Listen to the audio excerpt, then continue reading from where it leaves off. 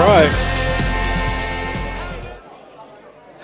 Well, welcome again, everyone. There is, if you got young, like very young kids, there is a creche there, which has some toys in and that sort of thing, just in case they get too busy. Hey, I just wanted to welcome everyone again this morning, and a special welcome to Michael and Wendy. Do you want to stand up? You have to stand up, sorry. So, I don't know if you know who Michael and Wendy are. Yes. We don't normally do that. We don't normally embarrass people like that. Michael and Wendy are actually some faithful members from 2014 when Calvary Chapel stayed Calvary Chapel in Christchurch, and they were faithful to keep it going, really to keep this fellowship intact, and helped organise things for that. So I think they're back with us for a while. I don't know if you'll be around much, but Wendy's going back to the UK tomorrow, is it? Yeah, to do some things, but they're going to be around Christchurch. So pray for them for work and opportunities, and God's goodness in their lives. So welcome back with us. This morning, well, firstly, I'll just share with you what I've been up to. So myself and a team from Calvary Chapel in Auckland and Shoreline Church, Shoreline Calvary in Tauranga, went on a short outreach trip to minister to Calvary Chapel in Nasinu, Fiji. I think I said that right, Nasinu.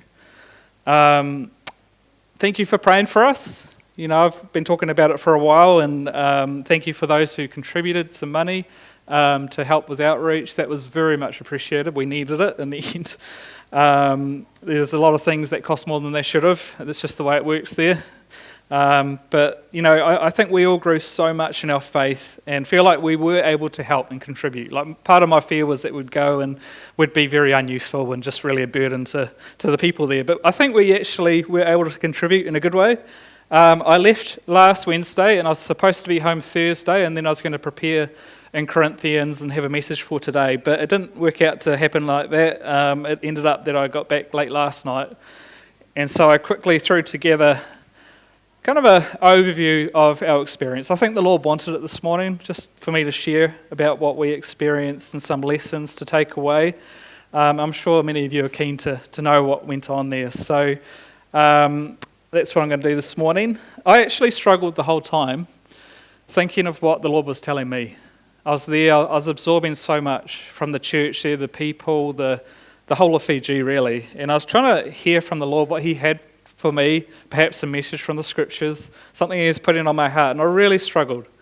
The whole time there I was thinking, oh, God's got to have something for me, you know, just for me to take away on my heart, you know, the experience. And I was in the airport last night thinking about this morning and just praying about it. Lord, what have you shown me? And a verse came in front of me that I want to share with you, because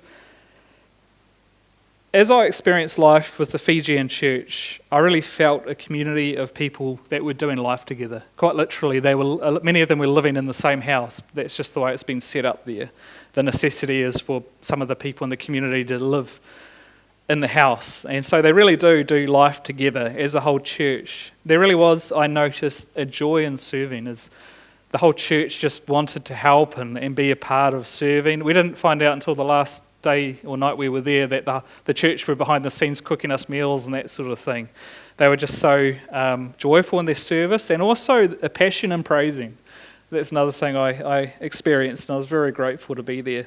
And so I came across a verse yesterday as I was preparing in the airport, and this is what I've put up on the slide this morning. It's 2 Thessalonians chapter 3, verse 5. It says, "Now may the Lord direct your hearts into the love of God and into the patience of Christ." You know, it's worth asking our hearts. Well, that's what He's done in my heart this week, to be honest. He's directed my heart into the love of God. And it's worth asking ourselves, how is God directing our hearts? Are we full of compassion because of the transformation that the Gospel's had in our lives? It's worth asking that. And I think it's interesting, as Paul, actually, if you have a Bible, turn to Thessalonians, 2 Thessalonians, and just see where it starts. This is how he finishes the chapter, saying to the church, "Now may the Lord direct your hearts into the love of God and into the patience of Christ." But it's interesting as we look at verse 3 of chapter 1, 2 Thessalonians chapter 1, it says, Paul says, "We are bound to thank God always for you, brethren, as it is fitting, because your faith grows exceedingly, and the love of every one of you all abounds toward each other." Isn't that awesome? "So that we ourselves boast of you among the churches of God for your patience and faith in all your persecutions and tribulations that you endure." Just notice there are a few things. This church, Paul labels as a loving church. That's really what I want as well, a loving church. And it says that their love abounds toward each other. And so this church was getting it right. But we see in this slide I've put up this morning that Paul still prays, "Now may the Lord direct your hearts into the love of God." You know, it's almost like he's saying there's still more we can grow in that regard. There's still more love that God can do in our lives that will manifest towards each other and outside as a witness to the world. And it also talks about this church going through persecution, tribulation that they were enduring, and the prayer is for them that they would have patience, that they would have, God is long-suffering toward us.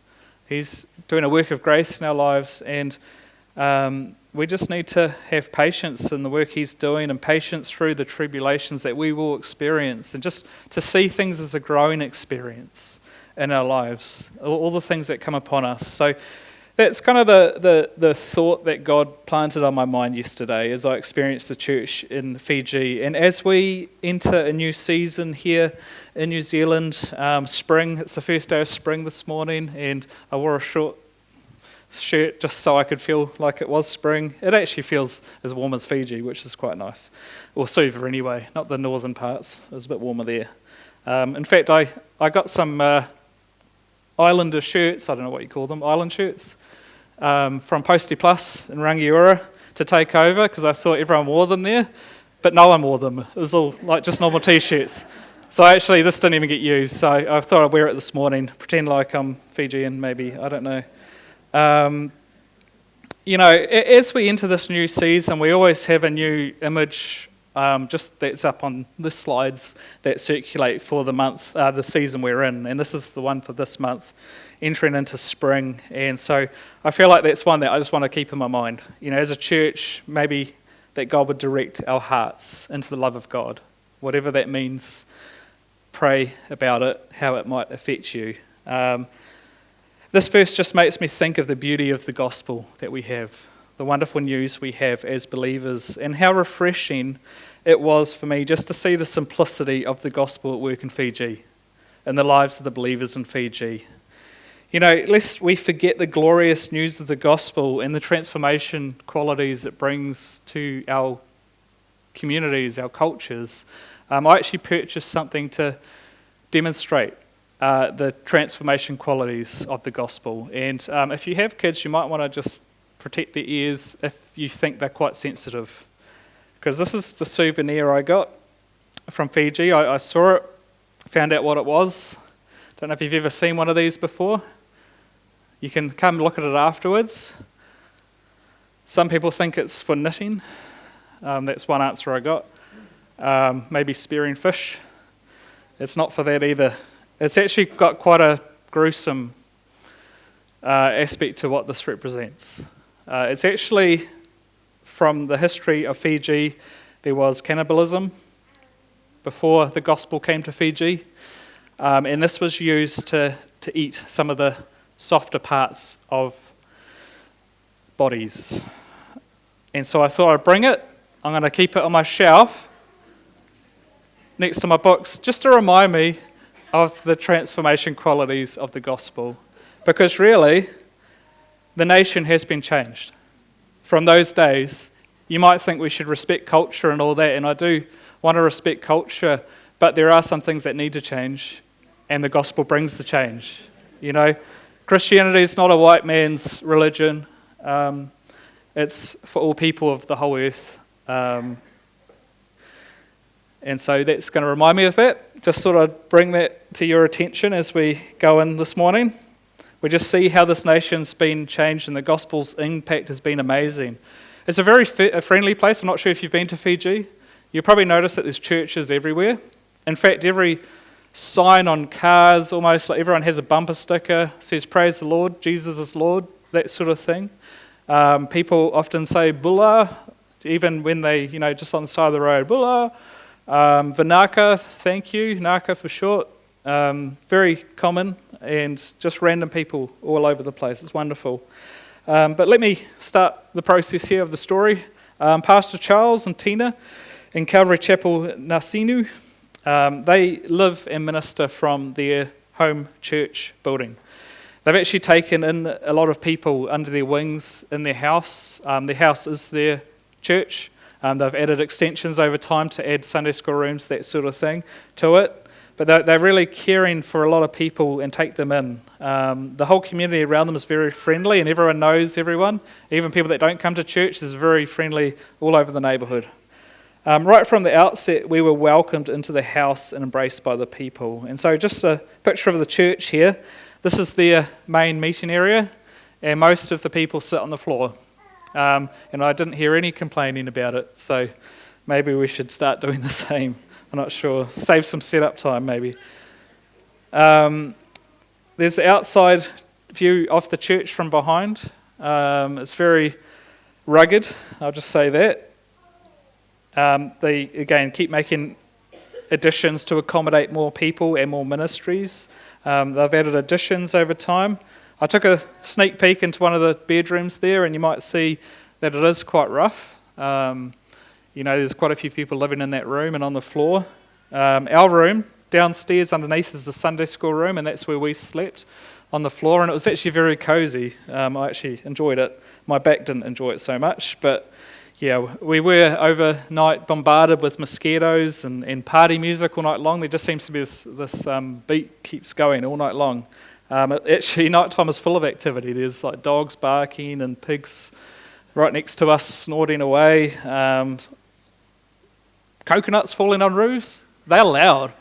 They're actually really loud. Don't build under a coconut tree. Anyway, this is an addition that they're adding on. They've got another team coming this week to start building an addition on. So that was our bedroom, if you can see it there. And right, if you're not careful, if you sleepwalk, you're going to get into trouble.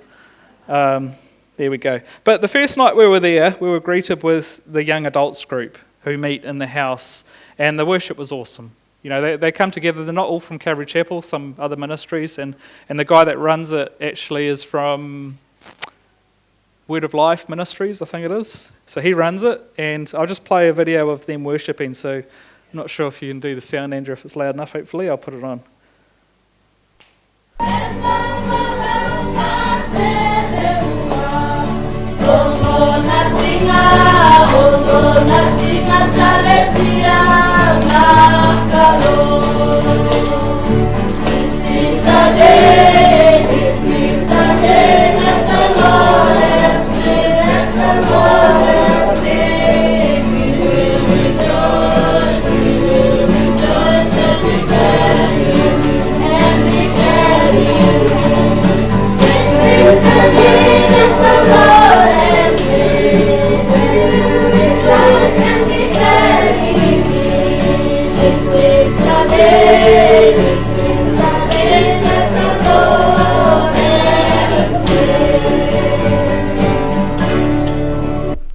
Cool. So it was a really awesome opportunity where we're kind of practicing songs we knew there, so they were learning them too. But it was truly awesome. The format of Young Adults was semi-informal. It was an opportunity for them to ask questions and get answers, and we got to input some spiritual advice about baptism and marriage and those sort of things. So that was awesome for me to be able to share and contribute there. They were very shy, but God is doing a work growing the group, and the leader who runs it's really careful to just slowly nurture them in Christ, and so it's awesome. Sadly, there is a bit of a shame culture within the midst, so they are shy and they're a bit afraid because people tend to mock whoever kind of says something from the heart. They kind of get, that shame kind of thing and laughed at, that sort of thing. So they're trying to get over those hurdles with the culture. I met the leader of the group, Tomu, who is actually establishing UCB in Fiji. He's United Christian Broadcasters. So I had a good conversation with him, and I think we'll be able to help him with some radio gear and set up and with some resources. So that was kind of just a unique encounter for me, and I think part of the reason I was there was for that meeting. So that's exciting. Pray for them, because it's a very good thing to have some decent Christian teaching and music on the radio waves, and it'll be great for the church there. So they're just going through the process of getting the board set up and those sort of details. Moving on from that, our main reason for being in Fiji was to help with the church camp. It was their first ever church camp, and I think they had about 90 people, I forget, might have been more than that. So we're off to camp for the long weekend, and it was about an hour drive. And most of the day, Pastor Charles was literally driving back and forward, ferrying people in, as many as could come. There were even some extras that came last minute that he just wanted to be there, so he got them there. We quickly found out that camp schedule was theory only. There was a schedule, but it very much changed over time. And I keep coming back to the statement: "Blessed are the flexible, for they shall not be broken." Yeah, and I think that's what I like best about the Fijian church, brothers and sisters. There was no complaining through the whole process. There's no expectations. Even the worship, there's no words on the screen or anything like that. Everyone just was happy and joyful, and I loved it. If there was ever a problem, there were many problems. If there was a problem, everyone just kind of got together and sorted it out. No one was kind of, hey, you fix it, or that sort of thing, or complaining. The camp theme was "Come as you are." That was really important. For Charles was stating how important it was for us to get that message across, come as you are. The main reason for that theme was because Fijian culture, there's a lot of cultural Christianity, and I'll get to that shortly. As I said, churches are everywhere, but a lot of it's cultural. Even, look at this, I took a photo of a bus going past. Jesus, you can see that? Yep, it's everywhere. Slogans, those sort of things. But really there are some barriers that exist to the gospel, and one of them is an expectation that you need to dress up and put on your best show for church. It's very much part of the practice. And what that actually does, it can be good, but it actually leads to the exclusion of some who feel unworthy to set foot in a church. It's a very real thing. The idea of you need to clean up first before you can come to church, that's very prevalent. And so that's partly why Charles decided to affiliate with the Calvary Chapel, become a Calvary Chapel, because his heart was to show that Jesus meets people wherever they are at. His heart is for the individuals at any stage. And so I got told to teach on the Samaritan woman, which I was thankful for because I'd already taught it, earlier this year, or before that, maybe the year before. But the Samaritan woman, just teaching it again in my own heart, I was just like, it's such an amazing story. Many would see the Samaritan woman as unworthy of a one-on-one encounter with Jesus. Even the disciples came back and saw Jesus talking with the Samaritan woman at the well, and they were like, whoa, what's he talking to her? It was strange. She was a Samaritan, she was a woman, and she was someone who was living in sin. Jesus showed her that she was living in sin.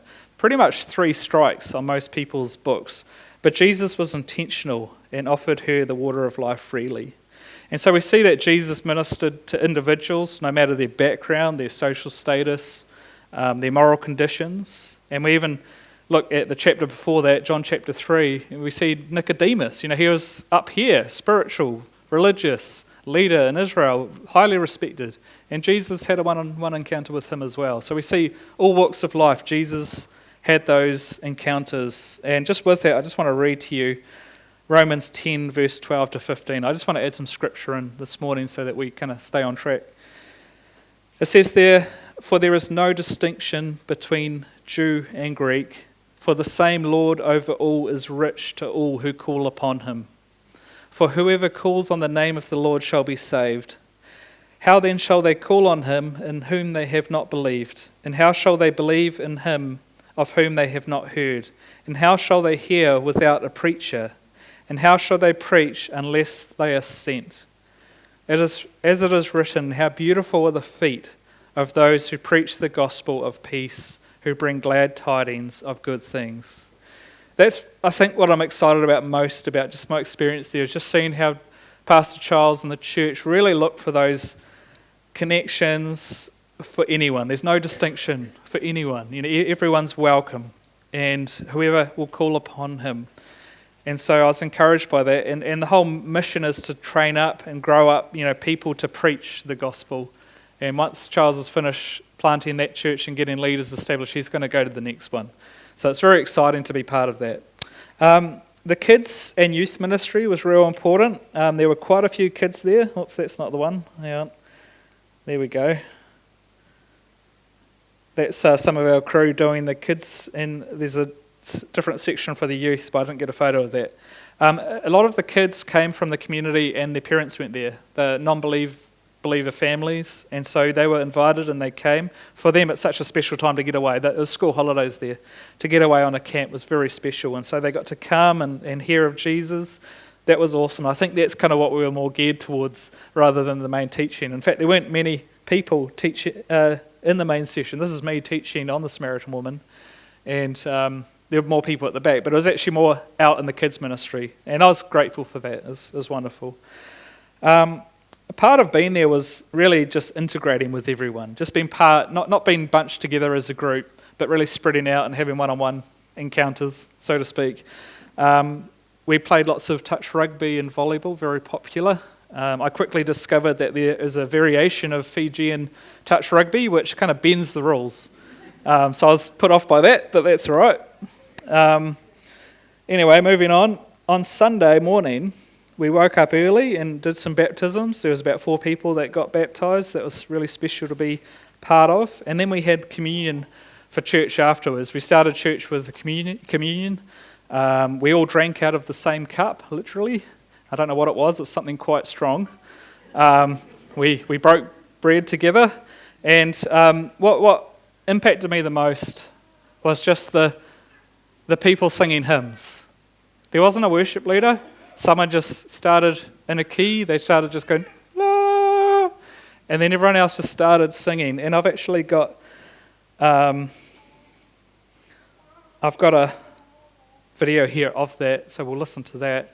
It's the audio quality is not that good. It sounded way better when I was there, but you get a taste of it perhaps. The rain was just pouring down all day. Rain was pouring down. That's what Suva's like, and it was the heaviest at that moment. But as I sat there, I was teary-eyed as I just felt like I'd been transported into the throne room of God. I don't know. I just thought to myself, that's where I want to be seated with these people in heaven, next to them. So yeah, I'm going to play this video. Is that the one? Oh no, sorry. That's the communion service. This is the one.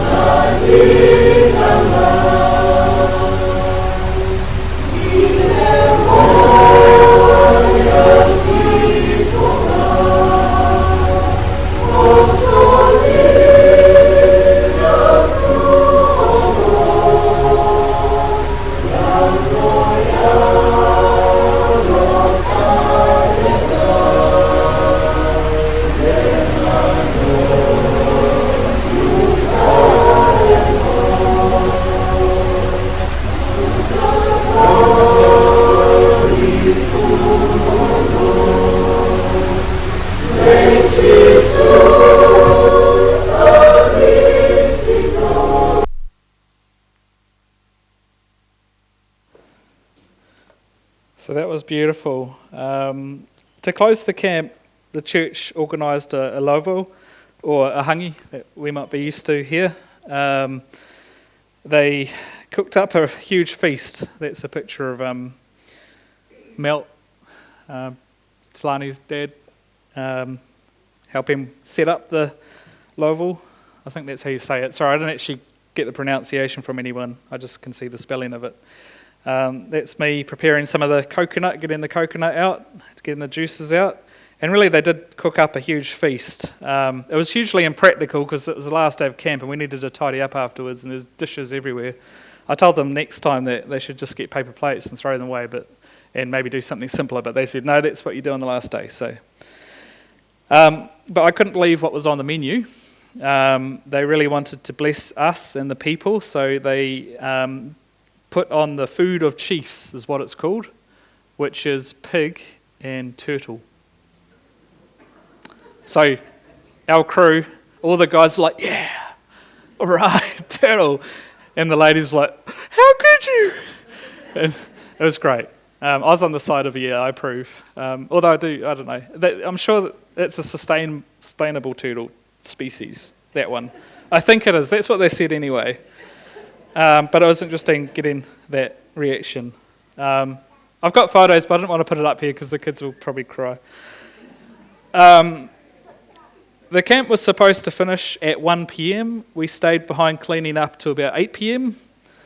because of the dishes. You can't take anything for granted. You just got to roll with it. And there's just so many stories about that. And again, the rain hadn't stopped. It was just torrential rain on our way home. We couldn't see much on the road in the pitch black. There's not cat's eyes on the road or anything like that. We hit many potholes. And finally, I was praying, Lord, please help the tyres to stay inflated, and then we hit a pothole and suddenly so we had to pull over, and here's Melt again. I was travelling with him. We had a full car, with luggage, and you can imagine pouring with rain on a muddy side of the road with cars hooning past. We got the job done, but we were laughing through the process. It's a great memory, probably my favourite memory because it's just so ridiculous. You just have to embrace it. Even on the way home, I had this Fijian boy just on my shoulder, rested on my shoulder as I was soaking, and he got to stay dry, actually. He was lucky. But it's a great memory. So that was the camp. I've got much more I could say, but I'm just going through the main highlights. The next day, we got a very special privilege. It doesn't happen much, but we got to go to a trip to Charles's home village on a remote island, Motoriki Island, which is off the coast of Suva. It's very remote. It's no running water, limited power from solar, that sort of thing. We had to carry everything to our boats, load up. We needed drinking water, that sort of thing. We needed to take petrol, all those. So that was a fun process, good team building. We got to paint. Part of our reason for being there was to help paint the local kindergarten. So that's us just painting the walls. Thankfully, they didn't need a real perfect job. They just kind of paint over everything, even like staples and mozzies and stuff. It was great fun, no fuss. They had a little pool there, the green pool, and that's where the locals go to wash. I actually went to the beach and came back and had a little wash myself there, and Charles said, where were you? And I said, I was just having a wash in the pool. And he's like, the green pool? I'm like, yeah. He's like, no. And yeah, I probably shouldn't have. I don't know. I think maybe not so clean. But anyway, it doesn't matter. I'm here. I got a video of some people getting coconut, so I just want to share it. It is sideways, so everyone just do this. You can just watch the process as the people did that.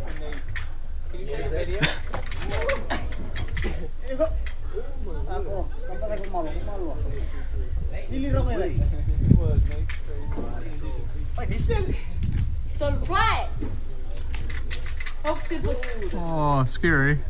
Oh no.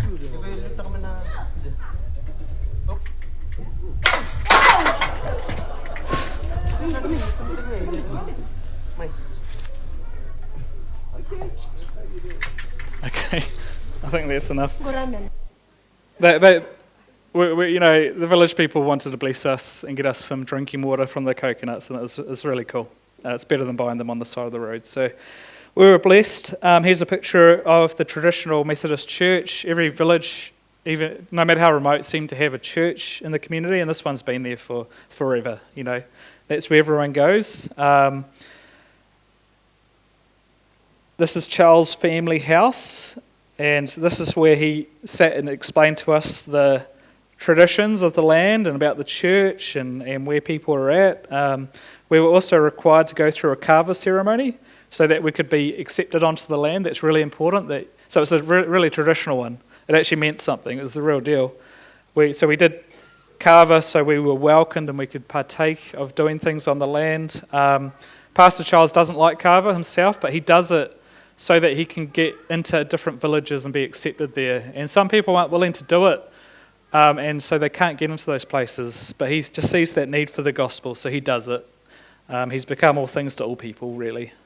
So he's a great example.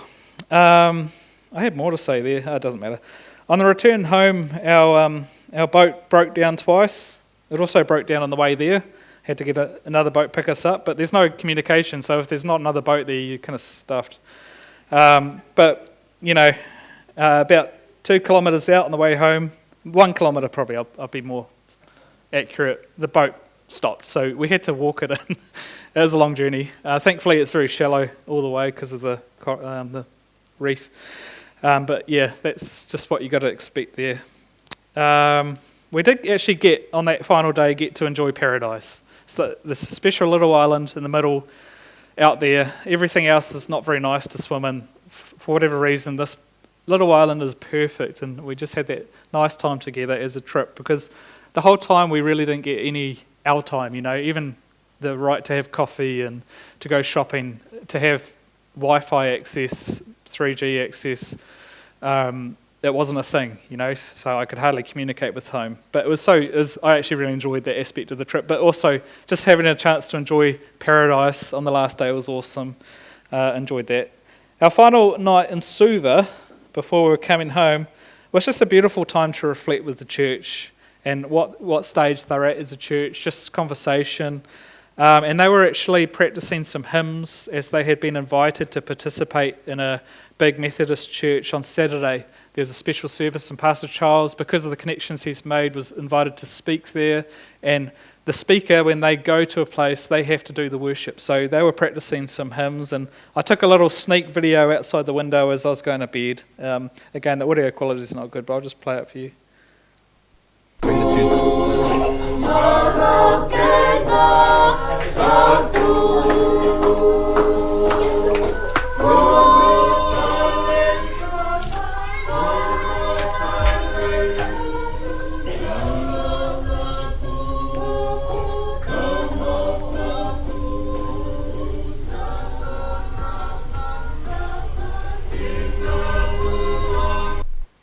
And I don't know if you kind of got the vibe there, but just hearing those praises come out of that small little house in a community that's very close together on that night time is just so beautiful. Can't describe it. So our last day, and we woke up and we were ready to go. We were going to go shopping in Suva first and then go to the airport, and both cars actually broke down. The van had a hose leak, which was in an impossible place. A mechanic had to come out. The other car had, I forget, the whole radiator needed to be replaced. So we went while they worked on that, and we did manage to get to the airport. We were supposed to fly out of Nandi Airport on Wednesday night. However, in true Fiji style, the runway lights were not working, and so our flight was cancelled. The Auckland flight came in and got right there and then had to turn back to Auckland, and so 1:30 a.m. in the morning, we finally found a hotel that could accommodate us, and it was really, the next day was a day of working out where we could stay and what we could get, how we could get home. There's no communication. It was very interesting. So the morning from that, we did a devotion in the morning and a time of prayer, because we saw at this time, with cars breaking, with all these things kind of going wrong, that there seemed to be some sort of there was sickness arising as well within the team and problems. We kind of felt like we needed to pray. It seemed like a spiritual thing going on, and we just really wanted to hear from the Lord what He was doing with us, because we all felt that He had a purpose for us being there. And I think in some ways it really gelled us together as a team. It just finalised our time together. It was blessed just to spend together and get closer to each other. But there's also a lady there, as we were sharing, who after 20 years hadn't been baptised, and she just felt like she worked up the courage to say, I haven't been baptised, I'd like to get baptised. And so we actually got to baptise her in the pool at the hotel, and that was wonderful, good witness to the people there. And so that was how we kind of concluded. We have a bit of time on the last day to do a few things as well. Conclusion. I'm going to get to the point now. God is doing a good work in Fiji. I left feeling a greater burden for the South Pacific. I think we've got all this on our doorstep, a lot of opportunities. There's a lot of potential mission extending from Calvary Chapel Nasinu, especially with the radio, UCB. They're also praying for land and a building for the church, not only for church, but also for discipleship, a training centre geared towards training people up in church planting. And, if anyone deserves a church building, I think it's them, to see how much sacrifice they make. And so I'm really wanting to pray towards that, and hopefully they can get that land and we can go over, send another team and start helping them build. So there will be opportunity for us as a church to go again. Pastor Charles wants people to come in, wants teams to come in. So next year I'd like to, and you can pray about this, perhaps coming. And as a church, we'll go from Christchurch and fly over. That would be awesome. So pray about that. What astounded me is that the church rallied behind the cause to meet all our needs as their guests. They really did live there to help feed us, to transport us, all those things. And it really showed me that there was many parts of the body doing the work. And we did recognise the ministry of Charles as like Jesus, meeting with people, making connections and going out to minister to people in their lives. And the scripture that came to mind was Jesus' words. In fact, I'll just read from the end of Mark, chapter 3, I think it is.